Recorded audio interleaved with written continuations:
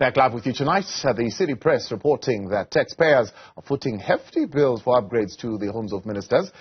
They are deputies and director generals. Between 2019 and 2022, around 93 million rand was spent on official residences. DA Shadow Public Service and Administration spokesperson Dr. Schreiber joins us now for more on this. Good to have you, Dr. Schreiber, and thank you very much for your time. Obviously, you have been quite a hawk, so to speak, looking at this ministerial handbook and what has been coming out of there. We've been speaking to you, for example, around the water and lights bills that were being paid. We've been speaking around the solar systems that are going to be installed.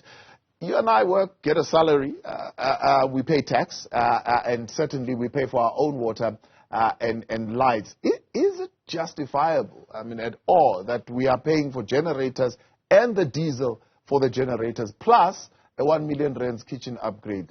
Is it part of what is supposed to happen for these public properties? Good evening, Thabo, and to the viewers.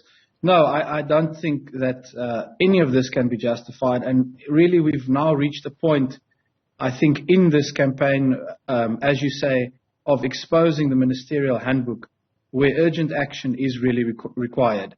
So the latest revelations are about the 93 million rand that's been spent on upgrading these mansions in which ministers and deputy ministers live. So there's the sheer amount of money, which is the 93 million, but you must add to that, of course, the other benefits and perks that come through the ministerial handbook. This is things like VIP security, which is more than 500 million rand a year.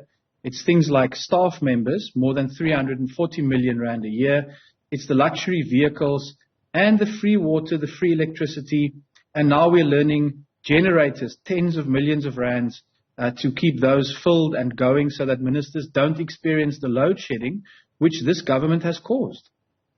Now, the minister himself seems to believe that there's mischief here, but here's what he says: we can assure the public that there is no political principal who is involved with the excessive finishes and all. We've heard this before. It's a similar situation, I suppose, where the president says, well, they were doing upgrades in my house, but I didn't quite know what they were doing. It was just upgrades that were happening there. Is there a point where we need to say, whether you knew or whether you didn't know, once you see it there, you need to take accountability for it? Well, let me put it like this. I think there were 388 different invoices that were issued for upgrades to swimming pools. And I think the only thing missing from Minister Zikalala's statement is an attempt to call these things fire pools. The reality is that it is ministers, public officials who live in these houses. And it is very clear from the invoices that we've now obtained that we are dealing with massive tender inflation and potentially corruption. So some of the examples include 1.4 million rand spent on upgrading a kitchen at a house in Cape Town, more than 400,000 rand spent on fumigating cockroaches at a single property, 54,000 rand on a new curtain rail at a particular house, and 19,000 rand to change light bulbs. Now, this smacks of corruption. And the minister, in trying to excuse his colleagues and himself from accountability, is actually showing his hand. Because the minister has said, oh, no, he's feeling the pressure, he needs to investigate this. But then he preempts the outcome of an investigation by saying that there are no political principles involved. How does he know that? How does he know that these houses occupied by ministers and deputy ministers are not used as just another cash cow, where tenders are inflated so that cadres can take kickbacks from these things? That is what needs to be properly investigated. And the fact that the minister is already reaching this conclusion only makes it more clear that our complaint to the public protector is more than warranted. Yeah, are potentially being prepared here for a fall guy kind of scenario where, again, it's going to be the contractor who inflated the prices? The problem, of course, is that it would seem in this instance, different from the Nkandla scandal, that we have so many different aspects that you would likely have a massive network of different contractors involved as well. And that's why I'm saying if you're going to look at the service provider and the contractor, you must equally point the finger at the public officials who are setting and accepting these contracts. And I think that's where you're going to find potentially that we have unearthed here a network of corruption that is saying things like, oh, the light bulbs need to be replaced at this minister's house. Please charge an excessive amount, 19,000 rand to change light bulbs so that I can skim a bit off the top. The same with an example of a 54,000 rand curtain rail or a 400,000 rand fumigation. These should send up very, very serious alarm bells that the Nkandla scandal around President Zuma and the abuse of public funds to ensure that people are secure in comfort is one that is continuing to escalate and across the government. So say we admit, I mean, these are public buildings, they are public officials, they are serving the public, they need to live in these homes closer to where they work. They don't have to be absolute luxury, but they have to meet the bare, minimum requirements of a kitchen that has a tabletop, that has a stove and so on and so forth. But there is clearly some kind of fault in the decision-making process as to what we are going to fit there. And the minister saying I'll do an inquiry after the fact means there is something that is lacking before these payments and these invoices are approved. What is that? Well, I think the first place you have to start to answer that question is to take into account that these properties are collectively worth nearly 1 billion rand. And we now know that they are costing close to 100 million rand every 2 years to maintain. That also includes the continued expenses on things like free water and electricity, the things that you are supposed to be paying to a municipality when you use these things. Why on earth our ministers don't pay for water and electricity that they use when we have an epidemic of load shedding in this country, I think is simply unjustifiable. But it's high time to ask the question whether these residences can at all be justified.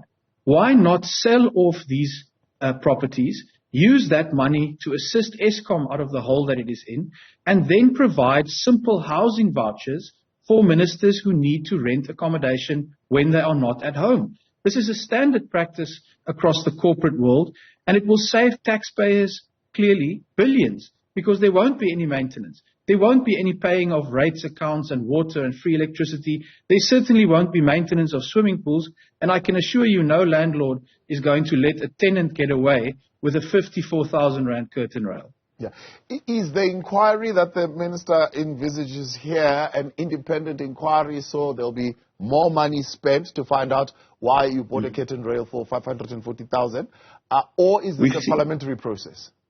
No, we've seen this pattern over and over again, Thabo. This is clearly something that's come from the department side, and that is now going to cost us even more money.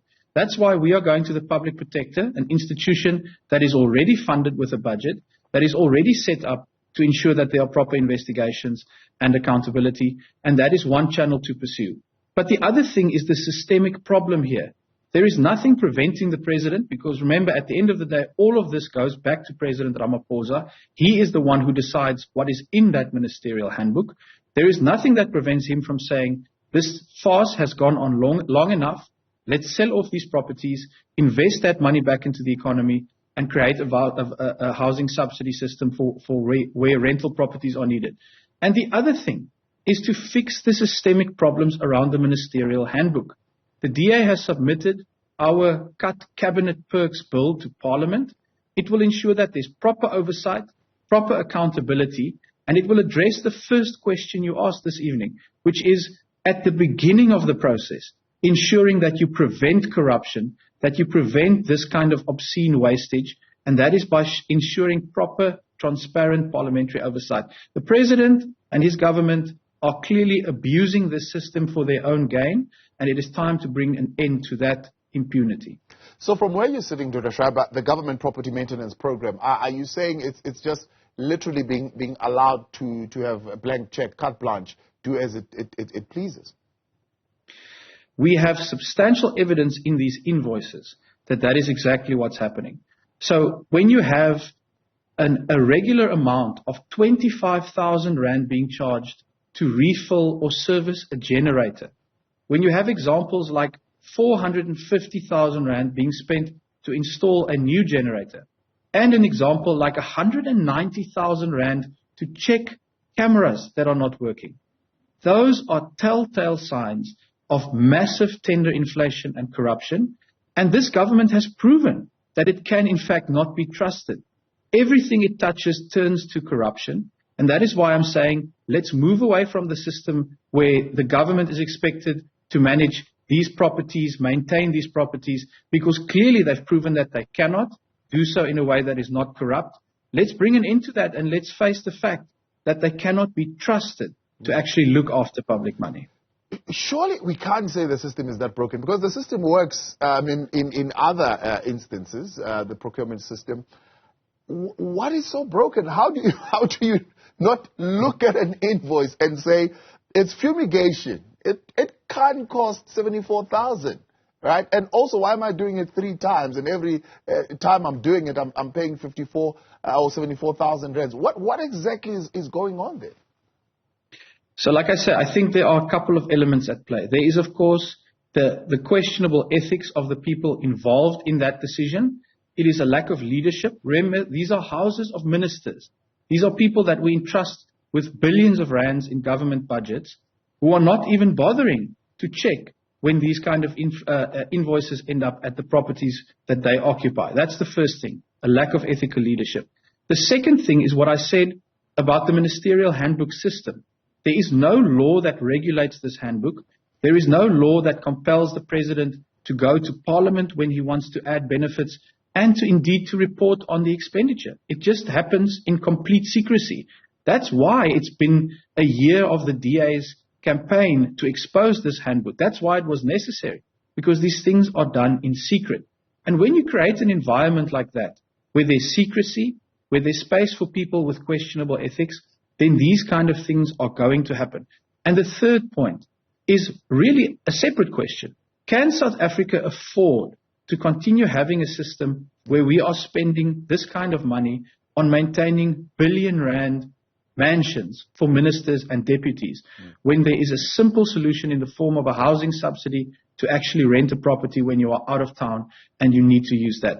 I think that question, the answer to that question should be very clear in the midst of an extreme cost of living crisis where millions of South Africans cannot feed their families. And that is really why it is time to move away from this broken system. Yeah. Is that the figure, is that the number that is normally being spent? We're looking at a period from 2019 to 2022, so about 100 million is spent on the property maintenance program. Yes, that's what we've seen now, is that's the amount that has been spent over that period. But as I say, if you actually go and look at things like VIP security, if you go and look at things like staff members, because you must remember at all of these properties, there are staff members that are being employed to actually serve the needs of the ministers. One of the positions that exists here is something called a food aide. Now, I don't know what that is. It sounds like someone who helps the minister to chew their food. And these are all the kind of expenses that add up to 1 billion rand per year of actually looking after our ministers. Now, when you get a salary, and ministers get a generous salary of 2.5 million rand a year, then surely things like water, electricity, a generator if you want it, maintaining your swimming pool, those expenses must be for your own pocket. And that's where the ministerial handbook is such an incredible crime perpetrated against the people of South Africa, because it actually pays for the things that ministers themselves should be paying for. Dr. Schreiber, I appreciate your time. Thank you very much for highlighting this and bringing this up. And, of course, we look forward to a conversation with the Minister on the very same information that has now been made public. That's DA Head of Public Service and Administration spokesperson, Dr. Leon Schreiber.